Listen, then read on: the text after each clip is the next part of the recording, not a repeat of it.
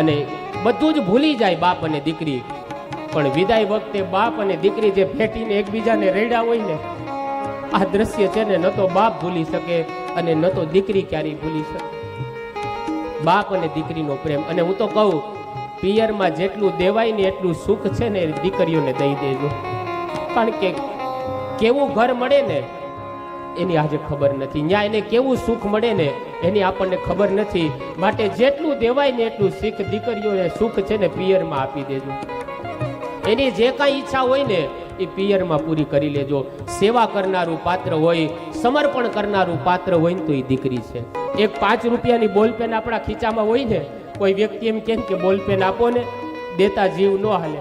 પણ 25-25 વર્ષથી જે દીકરીને મોટી કરી હોય એને પારકાના હાથમાં સોંપી દેતા એ બાપનો કેમ જીવ હાલતો હશે? આંગણે દીકરાનો જન્મ થાય ને એના ઉપર હાથ ફેરવજો, એનો કોઈ વિરોધ નથી.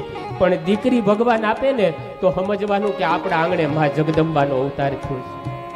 આંગણે દીકરી આવે ને તો 2 વખત વધુ હાથ ફેરવજો. શું કામ? કે દીકરાનું તો સ્મશાન નક્કી છે કે એ જન્મો ને ન્યા જઈને અગ્નિદાહ દેવા હે, પણ દીકરીઓના સ્મશાન નક્કી નથી કે એ જન્મી ક્યાં અને એને અગ્નિદાહ ક્યાં દેવા.